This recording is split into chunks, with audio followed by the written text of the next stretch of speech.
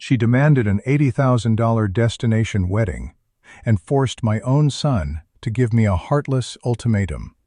Sell your house to pay for it, or you will never see your future grandchildren.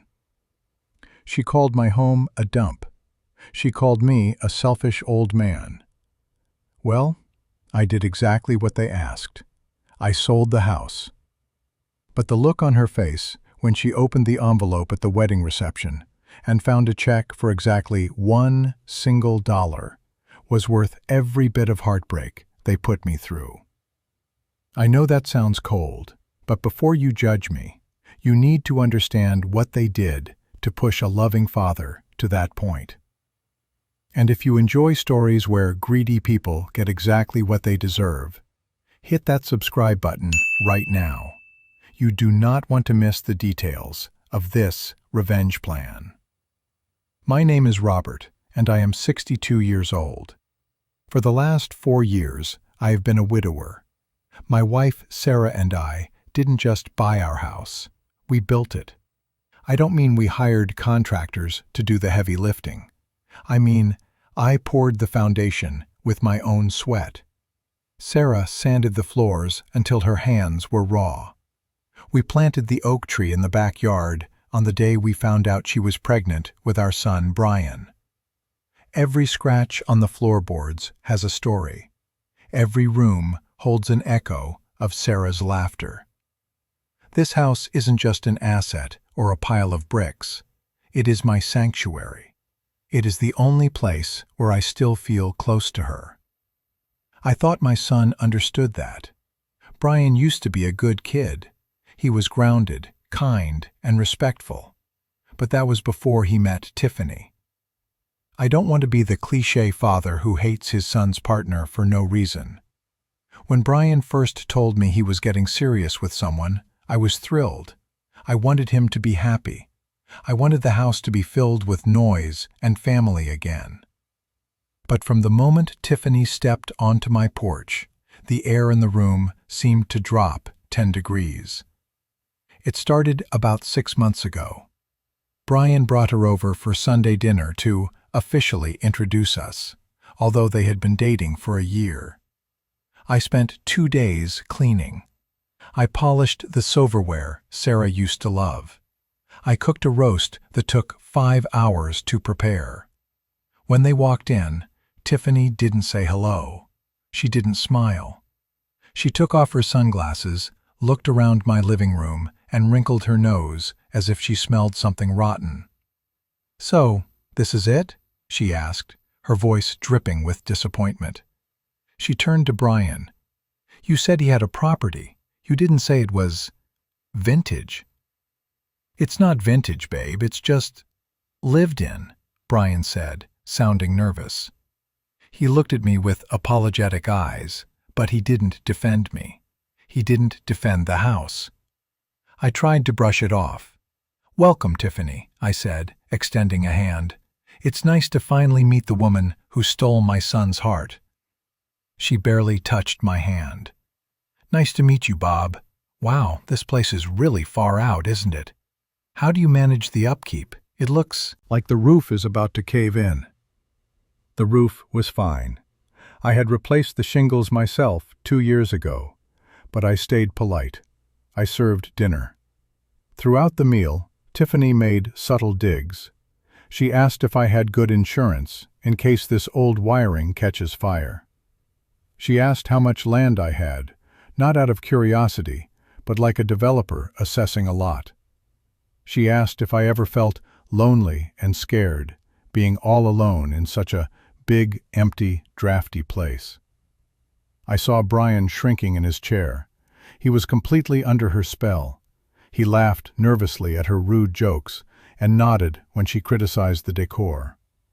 That night, as I watched them drive away, I felt a knot in my stomach. I told myself she was just modern and blunt. I told myself I was being overly sensitive because I missed Sarah. I had no idea that she wasn't just rude. She was scouting.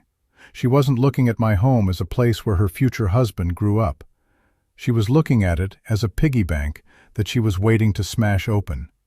and she had already handed Brian the hammer. After that disastrous first dinner, Tiffany didn't disappear. She became a constant, unwelcome presence. She wasn't visiting me.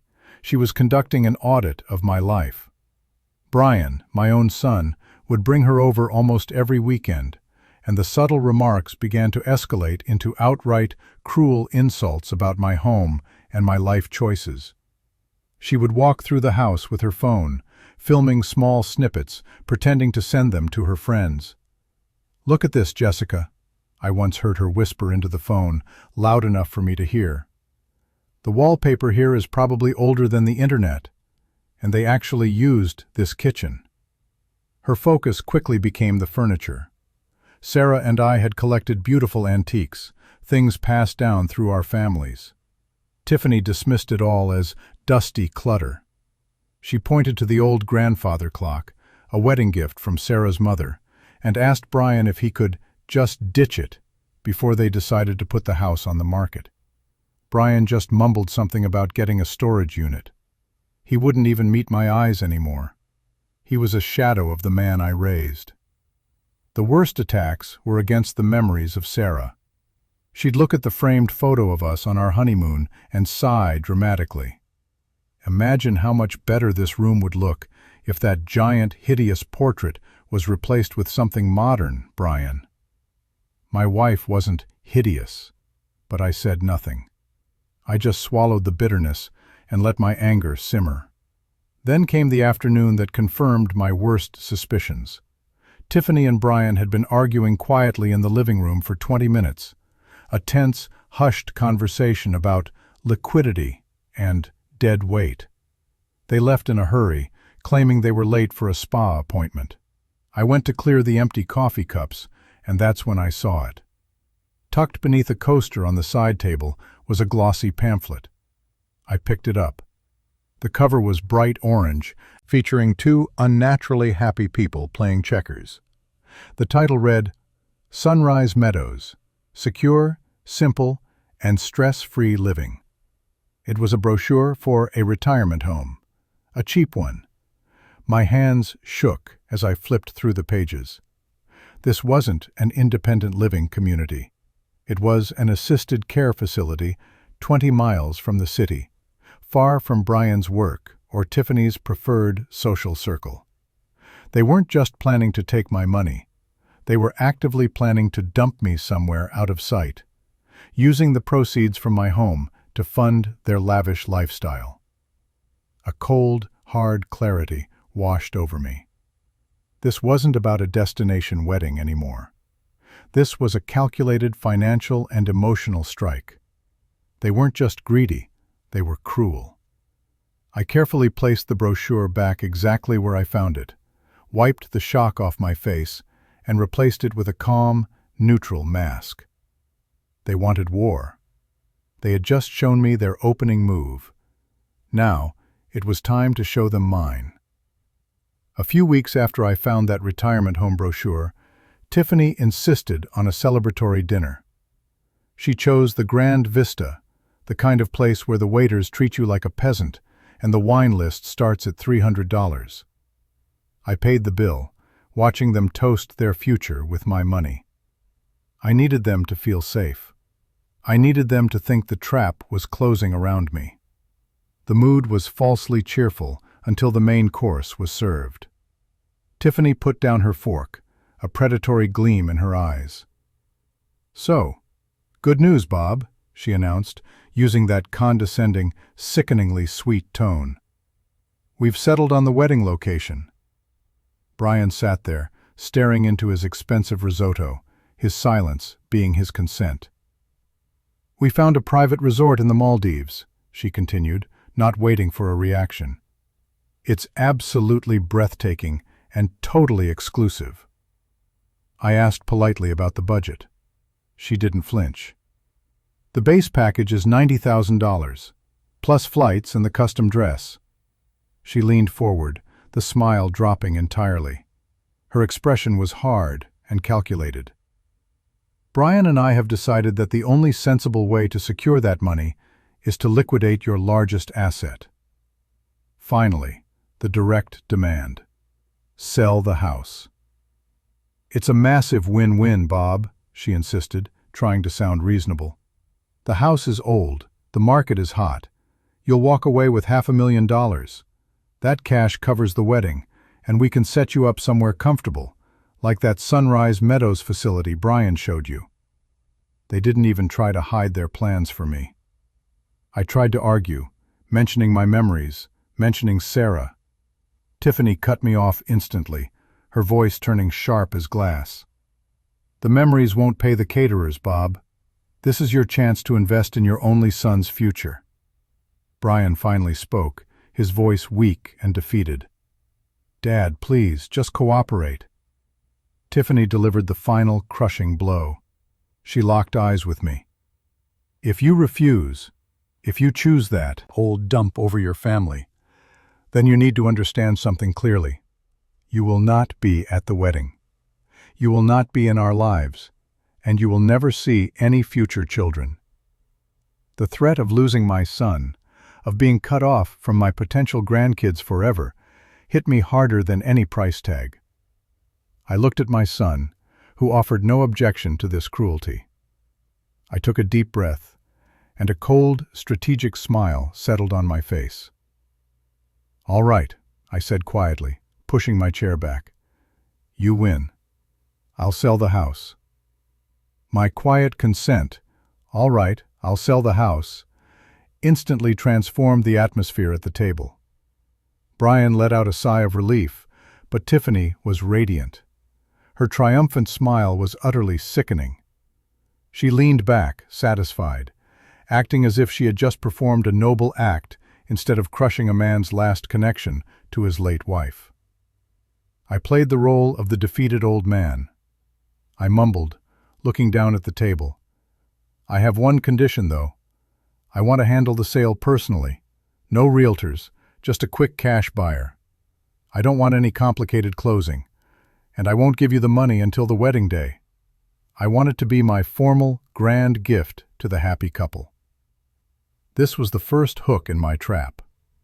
I needed to keep the $500,000 out of their hands until the precise moment of their humiliation. Tiffany didn't hesitate. She didn't question why I wanted to hold the large check until the ceremony. All she saw was her Maldivian fantasy suddenly becoming a reality. Fine, she snapped, but I want this done fast, Bob. We need proof of funds to lock down the venue. She immediately pulled out her phone and began texting loudly. It's done, girls. The house is sold. Bali, here we come. Over the next few days, Tiffany was insufferable. She showed up at the house twice, not to help, but to supervise the decluttering. She was already mentally spending the money. She brought a friend, and they both toured my home as if they were vultures inspecting a carcass. Look at this hideous paint color, she hissed to her friend, right next to the wall where Sarah and I measured Brian's height every year.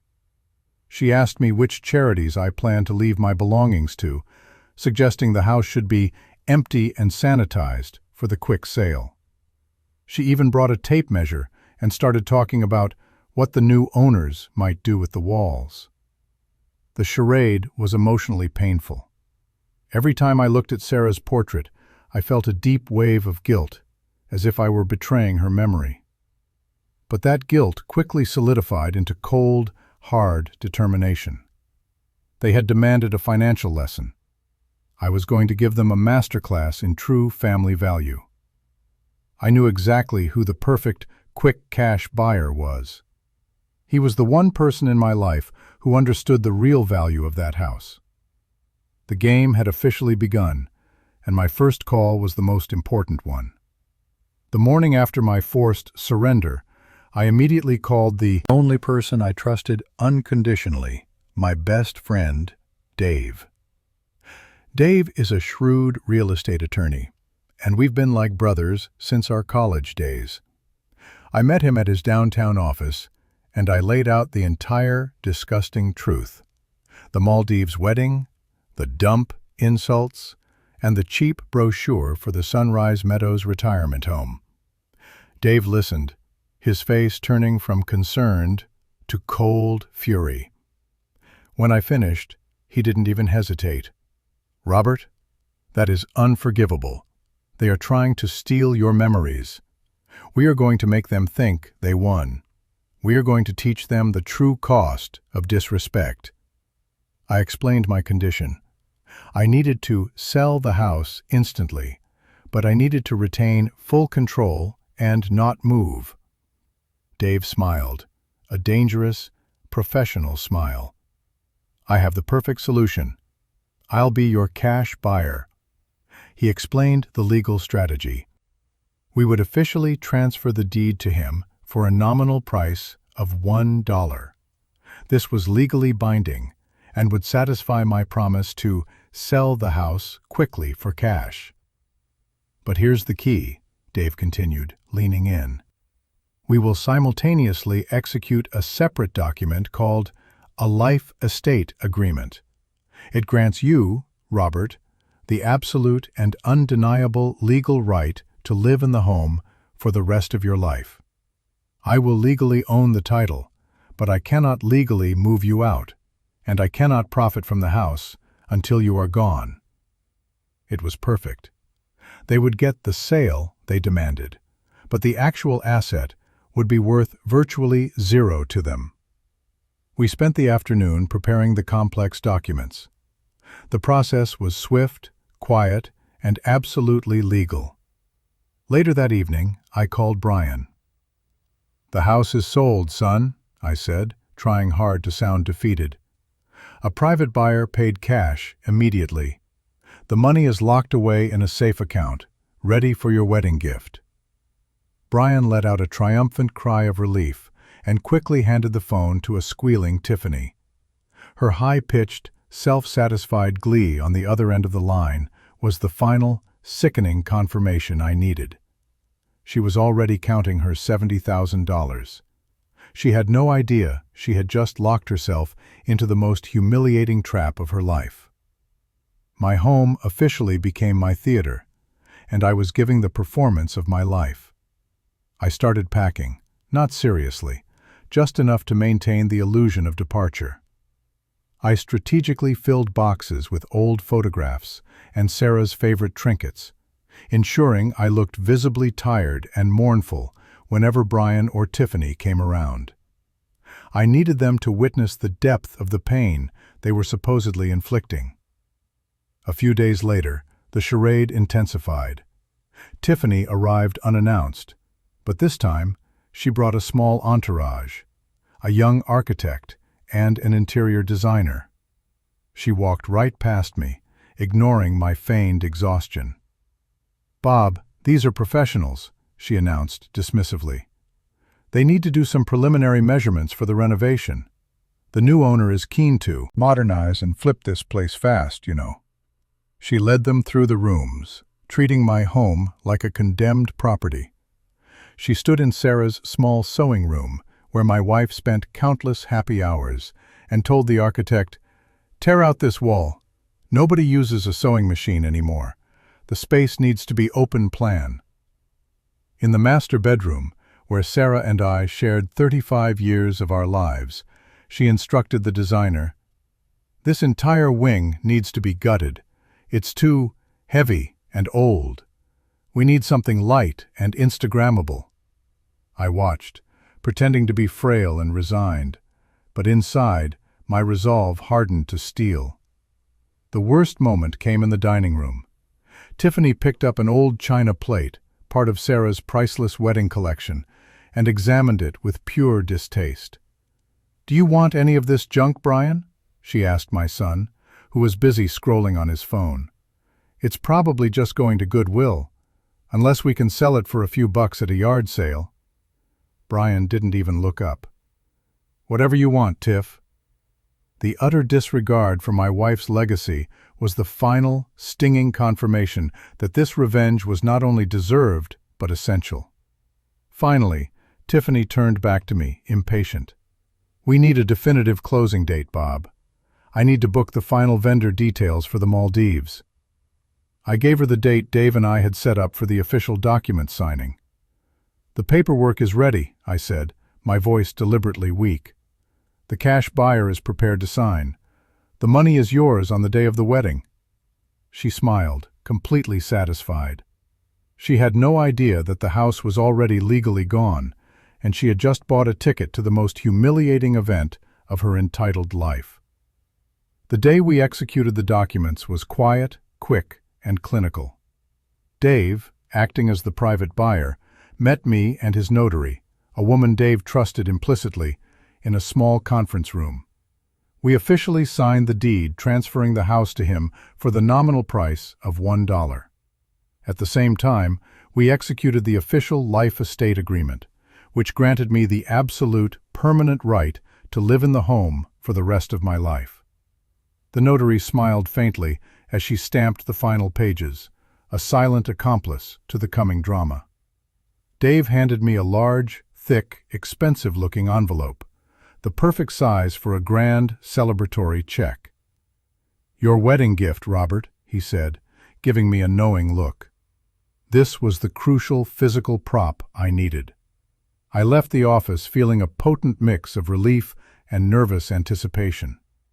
The betrayal was complete, but so was the foundation of my revenge. Brian and Tiffany were not present for the actual $1 closing. I had insisted it was a private transaction between myself and the cash buyer. But the moment the supposed closing time passed, Tiffany was on the phone. Her voice was sharp, cutting through the receiver. "Did it close, Bob? Did the money clear? I need to see the proof of funds." "Immediately, for the resort in the Maldives." She was frantic, her focus entirely on the $500,000. I maintained the facade of the sad, compliant father. "Yes, Tiffany, it's closed," I said softly. "The funds are completely secured, safe in a separate account. But as I said, I want this to be a surprise gift for the wedding. I'm giving you the check myself, in front of everyone." She bristled. Her greed was clearly fighting her need for absolute control. "But why can't you just wire it now? We have massive deposits due tomorrow. Don't you trust us?" she whined, trying to sound offended. "I trust you completely," I lied smoothly. "But this is the biggest moment of my life, selling the home Sarah and I built. I want to make a grand gesture, a memory you will cherish forever. It's non-negotiable." Knowing her overwhelming love for spectacle and public display, she finally conceded, but her tone was icy. She demanded I bring the paperwork to the destination wedding to confirm the house sale. I agreed instantly. The next time I would see them would be at the luxurious resort where the final curtain was set to rise. 2 weeks later, I found myself on a small, ridiculously expensive private island resort in the Maldives. The air was thick with humidity and the smell of jasmine. The wedding itself was a monument to Tiffany's overwhelming ego. Everything, from the $10,000 imported flower arch to the live string quartet playing under palm trees, screamed unnecessary, wasteful excess. My son, Brian, looked stressed but completely in awe of the spectacle, constantly hovering near Tiffany to ensure her flawless satisfaction. I arrived at the reception area and immediately felt like an unwanted intruder.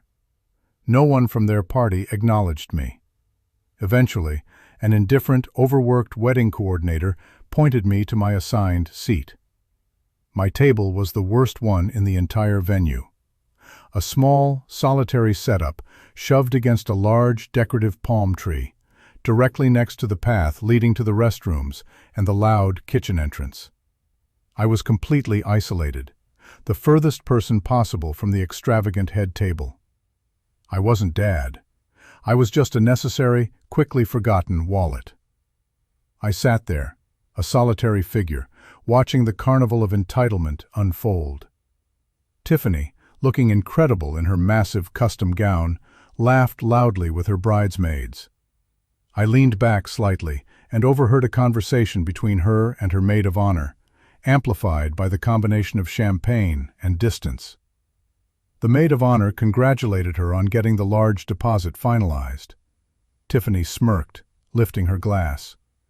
"It was harder than I thought," she drawled, "but the old man finally crumbled. I mean, the place was a literal dump. Now we can finally clean up that dusty mess and be done with it. It's a huge weight off our backs." Brian walked past my table a moment later, caught my eye, and quickly looked away. He didn't offer a hug, a smile, or even an acknowledgement of my terrible seating. His complete cowardice, his abandonment of his father for this spectacle, was the final ingredient needed to solidify my resolve. Any shred of pity I might have been holding on to vanished. I ate my expensive, flavorless dinner and waited. The moment for the toasts was approaching. I reached into the breast pocket of my suit jacket and felt the thickness of the large, ceremonial envelope Dave had prepared. Inside was the check for $1, along with the official, notarized copy of the life estate agreement and the deed transfer. The stage was set. It was time for the father of the groom to give his long-awaited wedding gift. The moment arrived. The master of ceremonies announced, "Now, let's hear a few heartfelt words from the proud father of the groom, Mr. Robert." I walked slowly to the podium, carrying the thick, luxurious envelope. Tiffany watched me, her eyes shining with pure, blinding anticipation of the $500,000 she believed I was about to shoot. I stood before the microphone, facing 100 lavishly dressed guests. I started my toast simply, keeping the tone even. To Brian and Tiffany, I want to talk about value. True value isn't measured in paper currency, but in memories, in integrity, and in the love built over decades. I paused, looking directly at Tiffany. This house, the one Tiffany so charmingly called a dump, was the last place I felt close to my Sarah. My son and his wife-to-be insisted I liquidate this asset to invest in their future. I held the envelope out to Tiffany. I agreed. I told them the cash would be my gift, a symbol of my unconditional love. Her hands trembled with greed as she snatched it. She tore the paper with predatory eagerness, her eyes searching for the large number. Brian leaned over her shoulder, smiling broadly. The smile instantly froze on Brian's face. Tiffany's complexion went from tanned to a shocking, mottled white. She held up the piece of paper, utterly bewildered, her hands shaking so violently the paper fluttered. It was a check, all right, signed by me, payable to Brian and Tiffany, for the amount of $1. $1. The entire ballroom fell into a terrifying silence. I took the microphone back, my voice clear and steady, amplified for every guest to hear. That, Tiffany, is the exact proceed from the sale of my house. You demanded I sell it. I did. I then pulled a stack of official, notarized documents from the inside pocket of my jacket. I legally sold the house to my best friend, Dave, for the price of $1. And here is the truly valuable document. I then read the critical, legally binding line from the contract aloud. The sale is subject to a valid and legally binding life estate, granting the seller, Robert, the right to occupy the premises exclusively until death. What this means, I concluded, looking right at Tiffany, whose jaw was now literally shaking with rage, is that I still live in the dump. Dave owns the deed, but he cannot move me, or sell it, or profit from it. You got the only money I received from the transaction you insisted upon. Congratulations on your expensive wedding, Brian. You now have the bill, and no $500,000 gift to pay for it. Tiffany let out a piercing, animalistic shriek of pure frustration. The carefully curated, lavish facade of the wedding shattered instantly. Tiffany's ear-splitting shriek ripped through the elegant resort, a sound so raw and ugly It instantly silenced the live music. The guests didn't know where to look. The perfect, expensive facade of the wedding shattered into a million pieces. Brian stood there, pale and utterly devastated, realizing the scale of the financial ruin I had just delivered. He rushed toward me, begging, "Dad, what did you do? You ruined us." I simply handed him the discarded $1 check and, without another word, walked away from the podium, leaving him to face the embarrassment and the massive, now unpaid, resort bill. I took the first flight home. The following week was filled with desperate, furious voicemails and emails from Brian and Tiffany.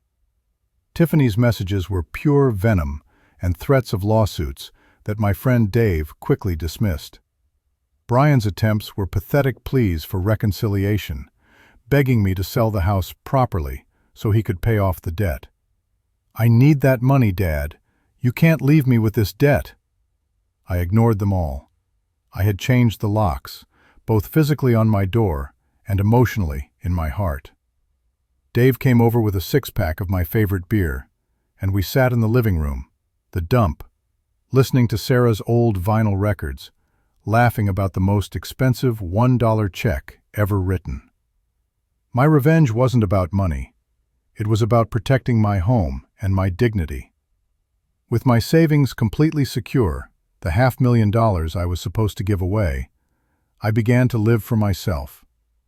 I didn't need a cheap retirement home. I refinished the floors myself, started a woodworking hobby in the garage, and booked the long European trip Sarah and I always planned but never took.